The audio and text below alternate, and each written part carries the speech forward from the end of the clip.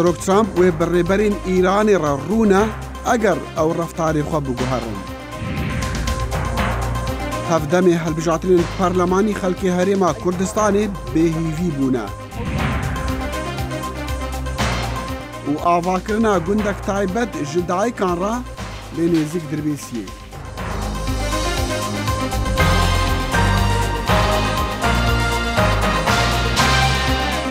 Silav û hîviyên dema xweş digel Kurdkonekşn ji dengê Amerîka li Washington.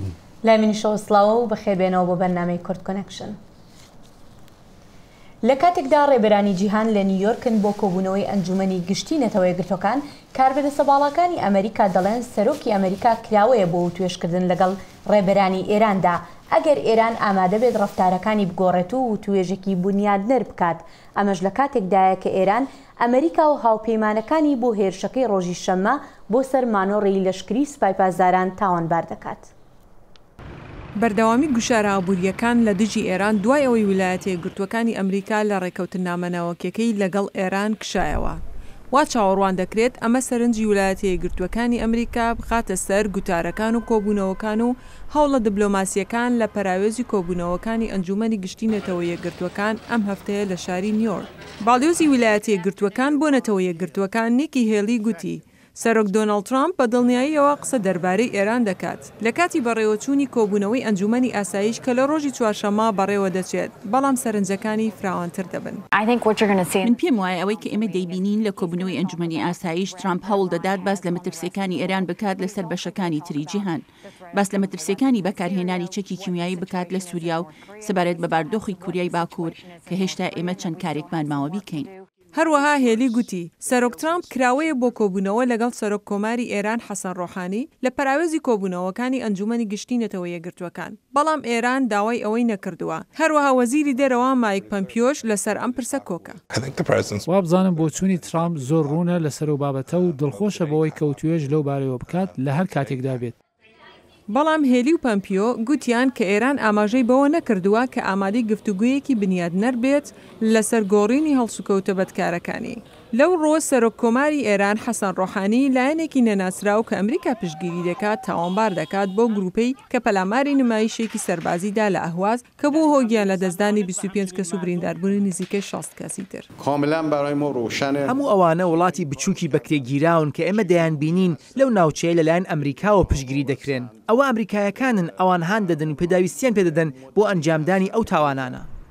هەندێک لە چاودێران دەڵێن وا چاوەڕوان دەکرێت ئەم ساڵ ترامپ هەڵوێستێکی توند لەسەر ئێران وەربگرێت. ئەمەش ئەو لێدوانە توندانەمان دێنێتەوە یاد کە لە بەرامبەر سەرۆکی کۆریای باکوور کیم جۆن یۆن ساڵی ڕابردوو کردی و بە پێچەوانەوە توت و بۆچوونەکانی ئەم ساڵ لەسەر کیم بە شێوەیەکی باش دەبینرێت.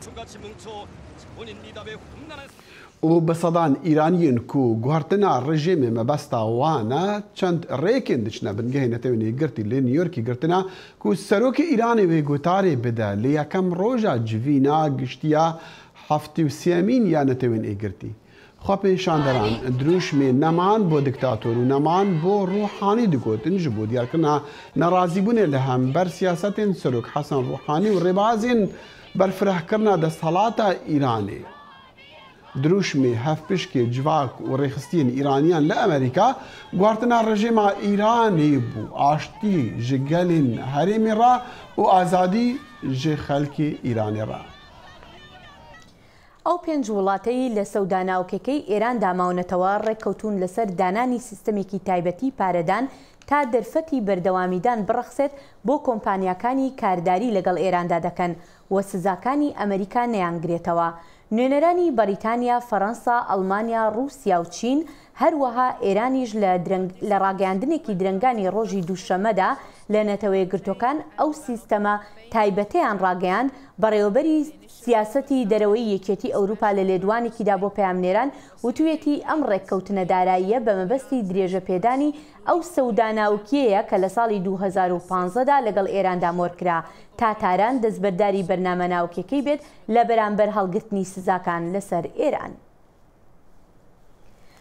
برێت کاڤێنای بربژێری سەرۆک ترامپ بۆ دادگای باڵا بە کەناڵی تەلەڤیزیۆنی فاکس نیوزی ڕاگەیاندووە ناوی خۆی ناکشێنێتەوە سەرەڕای تۆمەتبارکردنی سێکسی لە دژی ئەو داوا دەکات پرۆسەیەکی ڕەوا بەڕێوە بچێت.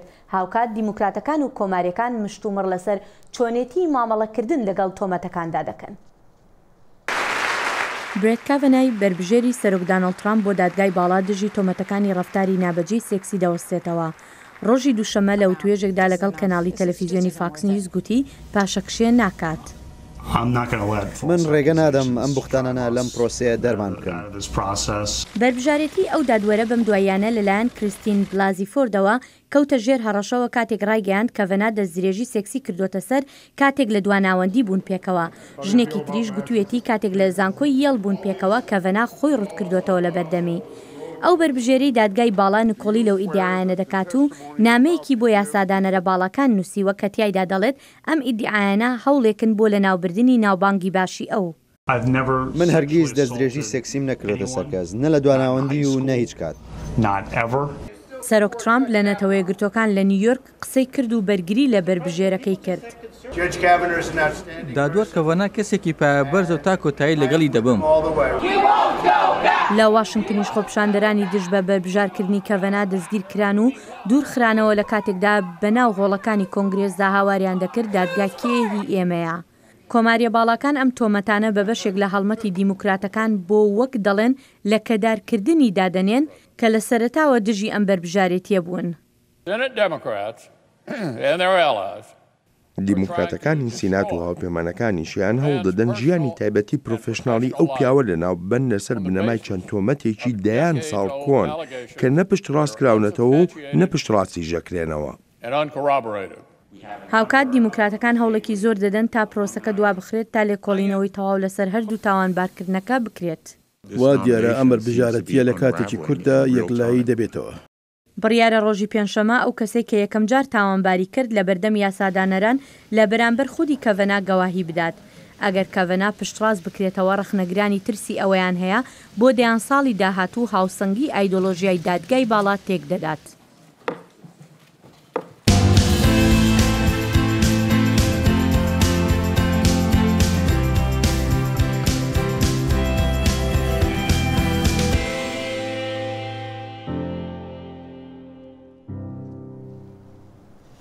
هەڵبژاتنین پەرلەمانی هەرێما کوردستان عێراقی لە ڕۆژە یەکشەم بین ئەنجامدان خەڵک بوونە دوولە هەنێک لە بەنداوێ ڕۆژینە دەنگی خۆ بدن نامزەدن خوا هەنێکی دیژی تووڕەنە و بڕیارە خۆدانە قەت دەنگی نەدن.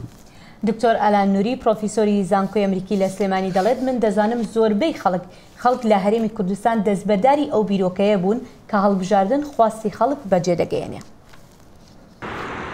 ڕۆژ لە دوای ڕۆژ لە وادەی هەڵبژاردننی پەرلەمانی کوردستان نزیک ئەبینەوە و تێڕوانینی شەقامی کوردی بۆ هەڵبژاردن و پرۆسەی دیموکراسی لە کوردستاندا بۆ سەر چەندین بەرەدا بەش بووە. هەندێک لە هاوڵاتیان پرۆسەی دیموکراسی و هەڵبژاردن بەرز ئەنرخێنن و پێیان باشە هاوڵاتیان ڕوو لە سندوقەکانی دەنگدان بکەن. شتێکی چاکە بڵێن ئەم ئینتیخابە لەبەرەوەی ڕێی خەڵکی وەرەگیرێت و تەشکیلی حکوومەتێکی تازە ئەکرێت لەبەر ئەوە خەڵک خۆی ئامادە کردووە. ترەکەوێتە سەر ئەوەی منافەسەیەک هەیە لە بینی لایەنەکانە بۆ ئەوەی بزانن چێ زیاترین کورسیە هێنێت. لەلایەکی ترەوە بەشێکی هاوڵاتیان تووڕەییان بە ئاشکرا ئەبینرێت و متمانەیان بە پارتە سیاسیەکانی کوردستان لاواز بووە. ئەندام پەرلەمانێک 9 ملیۆن دینار وەرگێ بەڵام شەهیدێک کە خۆی یاوە بە شەهیدکردن و ڕاپەڕینی دروست کردووە 600 دیناری هەبێت. ئەی خوا ئەو پەنجەیەم نەقرتێنی ئەو باڵم لێرا بقرتێن یەگە بچین دیکەم بە مرەکە با بۆیان چۆن بچم ئەوەی میلەت پەروەر و نیشتیمان پەروەرە خۆی ئەدا بەکوشت ئەوە سەروەت و سامان و خزمەتی ماڵ و مناڵ و عایلەکەی بێ ئەوانەشی کە ئەزێنە سەر کورسی مێز و منیشێگە خۆ 9 ملیۆن وەرگن 9 ملیۆن دینار بەڵام شەهیدێک 600 دینار بە عاشەکەی بێت. وەڵای حیزبەکان ئەبێ گوێ لە ڕای ئەو خەڵکە بگرن بزانم ئەو خەڵکە چی پێویستە ینی خەڵک جۆرەها پێداویستی هەیە پارەی پێنکاک. دکتۆر ئالان نووری پرۆفیسۆری زانستە مرۆڤایەتیەکانە لە زانکۆی ئەمریکی لە عێراق سولەیمانی ئەو ڕەخنە لە پرۆسەی دیموکراسی لە کوردستان و عێراقدا ئەگرێت و دەرەنجامی بە مەترسیدار ناوەبات. ئەوەی لە ڕاستیەکانەوە ئەیزانم ئەوەیە زۆربەی خەڵکی کوردستان بڕوایان بەوە نەماوە کە هەڵبژاردن بتوانێت نوێنەری ویستی خەڵک بێت. زۆرینەی خەڵک ئەزانێت کە ئەوانی دەسەڵاتیان هەیە بە تایبەتی میلیشیا و هێزی زەبر ئەوانن کاڵبژاردنەکان ئەبەنەوە. من وایە خەمڵێنم کە هەمان ڕێژەی بەشداری دەنگدان لە هەڵبژاردننی عێراقدا لە کوردستان دووبارە بێتەوە، بەڵام ئەوانەی کە پرۆسەکان بەدەستەوەیە بانگەشەی بردنەوە و سەرکەوتنی هەڵبژاردنەکان دەکەن. لەگەڵ ئەوەی بەشێکی هاوڵاتیان بە جۆش و خرۆشەوە خۆیان بۆ ڕۆژی هەڵبژاردن ئامادە کردووە، بەشێکی بەرچاویش لە خەڵک بێئومێدن لە کۆی پرۆسەکە. چاودێران پیان وایە ئەدایەکی تەندروست و خزمەتگوزاری پارتە سیاسیەکان لە 4 ساڵی داهاتوو ئەکرێت جۆرێک لە ئومێد بۆ خەڵک بگەڕێنێتەوە. ڕێباز مەجید، دەنگی ئەمریکا، سلێمانی.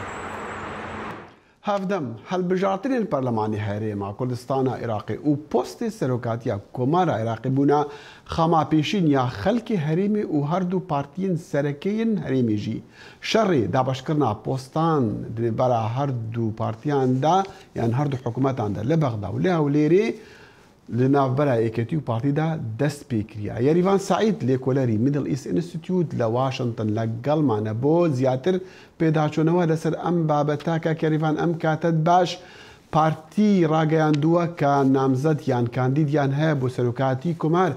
ئەمە ڕاگەیاندنی لە ناوچوونی ڕێکەوتنەکانی نێوان پارتی و یەکێتیدا یان چی؟ لەوە ناچە بڵێم بەتەواوەتی لە ناوچوونی ئەو ڕێکەوتنانەیە کە پێشتینەوەن یەکێتی نیشتیمانی کوردستان و پارتی دیموکراتی کوردستانە ئیمزاکراوە یان تێگەشتێک هەبووە. زیاتر وا هەست دەکەم کە پارتی دیموکراتی کوردستانەیە بەربژێری بڵێن سەرۆکایەتی عێراق بەکاربێنێ وەک کارتێکی گوشار لەسەر یەکێتی نیشتیمانی کوردستان بۆی هەنێ تەنەفوزی پێ بکات و لە هەمان کاتیشا بەگوێمان نەتوێت هەڵبژاردنەکانی هەرێمی کوردستان تەنها 5 ڕۆژ 5-6 ڕۆژی ماوە.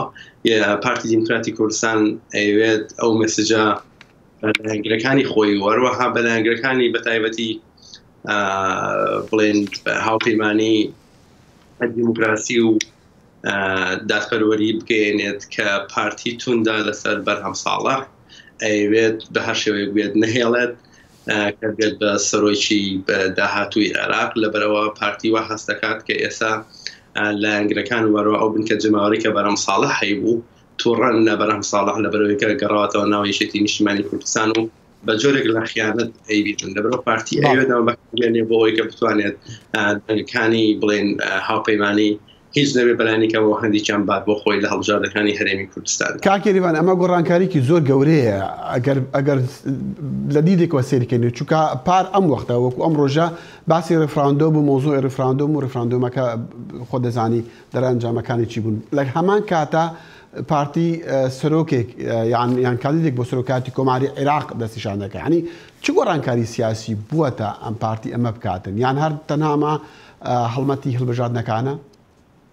لە ڕاستیا زیاتر وەکو هەڵمەتی هەڵبژاردنی بین. زیاتر پارتی دیموکراتی کوردستان لە ڕاستیا هەموو فۆکەسی خۆی ئەگەر سەری ساڵانی ڕابردوو بکەین تەنها لە ناو هەرێمی بڵێن کوردستانە بیانی ویستوێتی بەڕادەیەکی زۆر باش کە ناو هەرێمە لە ڕووی سیاسی و لە ڕووی ئابووریەوە دوارەوە لە ڕووی مەجالەکانێکەوە خۆی بەهێزکە زیاتر فۆکەسی پارتی کەمتر لەسەر بەڕابوو. بەڵام وەکو دیارە کە پۆستی سەرۆکی هەرێمی کوردستان نەماوە ئێستا پارتی ئەو بیانوەی هەیە کە ئێستا لەبەرەوە سەرۆکی هەرێم نەماوە لەبەرەوەی یەکێتی نیشتیمانی کوردستانیش ناتوانێت بەلایەنێک هەموو بەبێ پرسی پارتی کاندیدێک پێشنیار کات بۆی کە بە سەرۆکی داهاتووی عێراق. لەبەرەوە لە بیرمان نەچێت لە چەندین کۆبوونەوە لە ڕابردووە کراوە پارتی و یەکێتی کە بڕیاروا بوو ئەو کاندیدەی کە ئەوێ بە سەرۆکی داهاتووی عێراق کاندیدێک بێت کە لایەن پارتیەوە ڕەزامەندی لەسەر بێت. لەبەرەوە ئێستا یعنی وای لێ هاتووە سەرۆکی کۆمار سەرۆکی بڵێن کۆماری عێراق وای هاتووە یەکێتی تەنها بە پشتی خۆی دایێت تەنان بە پشتی کوردیشی نازانێت کە ئەمەش بەڕاستی کێشەیەکی گەورەیە. لەبەرەوە کە پۆستێکی سیادی وا گەورە هەیە هەرچەندە لە ڕووی بڵێن دەسەڵاتەوە زۆر نییە بەڵام بەلایەنێکەوە ئەبێت بڵێن هاو هەمانجی وەرەوە دیارە لە پێش هەفتەیەکە بیستمانکە کوردەکان داوای ئەوە دەکەن کە دەسەڵاتەکانی سەرۆکی کۆمار زیاد بکرێ.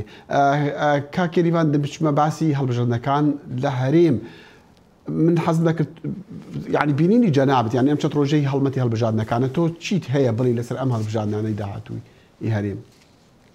هەڵبژاردنەکانی هەرێمی کوردستان لە ڕاستیا ئەگەر بڵێن هەڵبژاردنەکانی 12 پێنجی عێراق بکەین بە وەکو ستانداردێک دابنین لەوە ناچێکە بڵێن خەڵکێکی زۆر بەشداری هەڵبژار ناکە لەبەرەوە خەڵک بە شێوەیەکی گشتی ڕەشبینە و هەروەها ناومێدا لەبەرەوە یەکێک لە خەسڵەکانی گرنگترین یعنی ئەو شتانەی کە هەڵبژاردن باڵبژاردنەوەی کە گۆڕانکاری سیاسی ئابووری وەروە کۆمەڵایەتی بکات بەڵام لە 5 ساڵی ڕابردووە بینین لە هەرێمی کوردستان هەرچەندە هەندێک گۆڕانکاری هەبوو بەتایبەتی لە دوای کە بزوتنەوەی گۆڕان هات لە 2013 هەندێک گۆڕانکاری هەبوو بەڵام گۆڕانکاریانە بۆی شەڕی داعش بەخۆی ئەو وەسع ئەقلیمی نێودەوڵەتیەوە کە هەبوو لە ناوچەکەدا ئەو گۆڕانکاریانە هەمووی بەرەو دواوە ڕۆشتن و گۆڕان ئەو حەزبانی کە بەرەڕسکار بوون نەیانتوانین گۆڕانکاری سیاسی وەروەها ئابووری زۆر بکەن لە هەرێمی کوردستانە ئێستش دەنگدەرانی کورد کە لە ڕابردووە وێدیان لەسەر ئەوان هەڵچنی بوو دنیان کاوانی وەکویچەتی پارتی نەیانتوانی هیچ گۆڕانکارێک لە ژیانیان بری نازانم کە خەڵکی کاکەریوان کاتمان نەما زۆر سوپاس یاریوان سعید لێکولەر لە میدڵ ئیست ئینستیتیوت لێرە لە واشنگتن لەگەڵمان بوو زۆر سوپاس دەستەکانی خۆش. ساڵێک پاش ڕیفراندۆمەکەی هەرێمی کوردستان کوردەکان و دانیشتوانی ناوچە جێناکۆکەکان دید و بۆچوونی خۆیان لەسەر ڕیفراندۆمەکەی ساڵی ڕابردوو دەردەبڕن. ئەنجامدانی ڕیفراندۆمەکەی هەرێمی کوردستاندا تێدەپەڕێت کە کورد ڕیفراندۆمی بۆ سربەخۆیی کوردستانی باشوور ئەنجامدا بەڵام دوای تێپەڕبوونی 20 ڕۆژ سەرجەم ناوچە کێشە لەسەرەکانیشی لەدەستدا بۆیە لە ئێستادا هەندێک ڕیفراندۆم بە هەڵەیەکی مێژووی و هەندێکی تر بەدەستکەوت بۆ داهاتوو تەماشای دەکەن. لە ئەنجامی ڕیفراندۆمە 16 ئۆکتۆبەر دروست بوو کە ئەم سنوورانە سەرجەم سنوورەکانی مادەی 140 لەژێر دەسەڵاتی کوردیا بوو خۆتان ئەزانی سا ئەوانە کۆتای پیاتوە بۆیە پێمان وایە نەتیجەکەی بە سلبی شکایەوە سەر خەڵکی کوردستانە. پارتی دیموکراتی کوردستان بڕیاردەری سەرەکی ڕیفراندۆم بوو بەڵام زۆربەی لایەنەکانیش گەرچی گرفتیان لەگەڵ کاتی ئەنجامدانیدا بوو بە فەرمی لاریان نەبوو. دواتر و کاتێک 16 ئۆکتۆبەر ڕوویدا و عێراق هێرشی کردە سەر ناوچە کێشە لەسەرەکان زۆربەی لایەنەکان لە پشتگیریکردنی ڕیفراندۆم پاشگەز بوونەوە و پارتیان بە ئەنجامدانی ڕیفراندۆم تۆمەتبار کرد و ئەنجامدانیشان بە هەڵەیەکی مێژوویی وەسف کرد. ڕیفراندۆم مافی ئێمە مافی گەلی کوردستانە مافی ئەوانی تر بۆ مەساڵح پێش ڕیفراندۆم لایەنەکان هەبوون پارتیان تاوانبارە کرد بەوەی لەگەڵ تورکیا پیاوی تورکیا پیاوی ئێرانە هی ئەمریکا هی ئینگلیسە بەڵام حەقیقەت دەرکەوت نەخێر پارتی دیموکراتی کوردستان لە ناو کوردستانی باشوور تەنها لایەنە لەگەڵ گەلی کوردستانە و بۆ گەلی کوردستان کارەکە ئەوانی تر دەرکەوت هەر یەکی بە کاملاوە پەیوەندی هەیە. عەرەب و تورکمان کە بەشێکی زۆر لە دانیشتوانی ناوچە کێشە لەسەرەکان پێک دەهێنن ئەو کات و ئێستاش دژی ڕیفراندۆمن و دوای تێپەڕبوونی ساڵێکیش بەسەر پرۆسەکەدا قسەی خۆیان هەیە. تاریخی غەڵەتی کرد کورد لەبەر ئەوە ئیسا هیچی نییە هیچ نەما حتا لە بەغا ئێستا زعیفە چەند پارچەیە ناتوان لەم هەربژاردنە یەکی لە ئەو ڕێیس جمهوریە ناتوانن اتفاق بکەن بێن خۆیانە یان ئەم استفتاکە کوردی پارچە کرد تاریخی کوردی سووتان وإحنا شفنا الأنصار ئەمە بینیمان کە بەهۆی ئەنجامدانی ڕیفراندۆمەوە چی بەسەر کورد هات کورد ڕیفراندۆمی لە ناوچە کێشە لەسەرەکان کرد کە هەموو لایەنەکان تەنانەت لایەنە نێودەوڵەتیەکانی ژڕەخنیان لەمە دەگرت ئەگەر ڕیفراندۆم تەنها لە ناوچەکانی هەرێم بکرایە ئەوە ڕووی نەدەدا کە ڕوویدا. ڕیفراندۆم تا ئێستا هیچ ئەنجامێکی لێ نەکەوتوتەوە پشتیوانیکارانی پێیان وایە کارتێکی زیندووە بەدەست کوردەوە و بۆ داهاتوو سوودی لێ دەبینێت. نێرانیشی پێیان وایە جگە لە زیان و لە دەستدانی ناوچە کێشە لەسەرەکان هیچی لێ سەوز نەبوو. دڵشادەنوەر دەنگی ئەمریکا کەرکووک.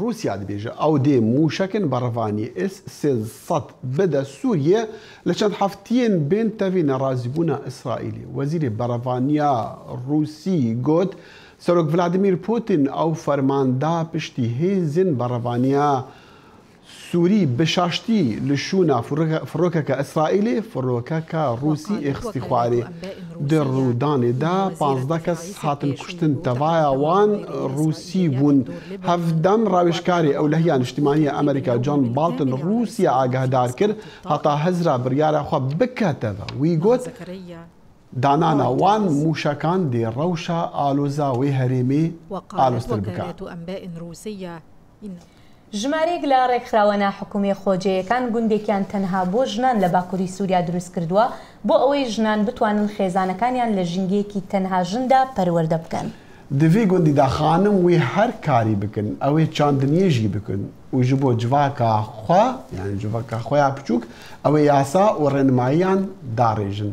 Zana Omer çûbû serdana gundê jin war. Li navçeya navbera derbisiyê û serêkaniyê de projeya gundekî taybet bi jinê ber bi dawî vedike. Jinwar ji sî xaniyan got wek hevin ji kelpîç û heriyê hatine avakirin pêk tê. Niha 5 malbat jin û zarokên xwe tê de jiyan dikin. Projeya ji aliyê serê xistinên xwecehî hatiye organîzekirin. Kongra Star, Weqfa Jina Azad û saziya malbata şehîdan. Niha jî komîteyeke ji jinan ev proje birêve dibe. Nojîn jineke Alman e. Hata rojava bi mebesta alîkariya projeya jinwar. Ev salek û nîv sal e li jinwar rojane kar dike. Jinwar wê gundek be ku tenê jin û zarok lê bijîn. Em dixwazin ku li vir jin bi azadî bijîn û karibin aboriya xwe ava bikin û jiyana xwe bi azadî birêve bibin.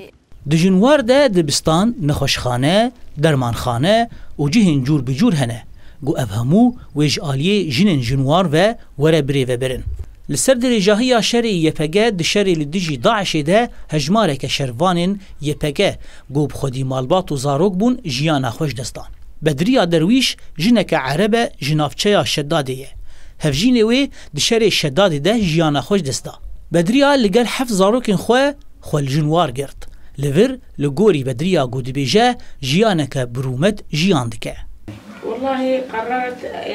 دەستپێکێ من نەخواست وەرم لێ من بڕیارە هاتنێدا ji ber ku rewşa aborî pir zehmet bû ji bo ku ez alîkariya zarokên xwe bikim ez hatim vir ji bo ku neha wan nekeve hestê min. Jinwar ne tenê gundeke taybet bi jinê ye lê gundeke hevala jîngehê ye û jiyana ekolojîk têde parastiye. Di jinwar de bexçe zevî jî hene û jinên jinwar wê tê de çandiniyê bikin. Emîra jineke li gel 5 zarokên xwe neşteciha jinwar e. Beriya salekê hevjînê xwe di qezayekê de winda kir. Zlamê me wefat kir û ez ca 5 zaroka bû. Xaniyê me tune bû. Zarokêm çûçkin yanî emî mezin ev. Yani tin kar bike gimin û va zaroka beîşîn yani. Ezmûna jinwar li Bakurê Sûriyayê heger bi serkeve wê li deverên din jî yên Bakurê Sûriyayê were çêkirin. Rêvebirên jinwar dibêjin got dema her sîh xanî werin tişekirin. Wê demê niştecihên jinwar wê pîvan û zagonên gundê xwe bi xwe binivîsînin. Zana Umer, dengê Amerîka. Jinwar. دەخیل لە ژنوارەوە چینە کۆبانی کە لەوێژ هەوڵ دەدرێت دەرفەتی زیاتری کار بۆ ژنان بڕەخسێت.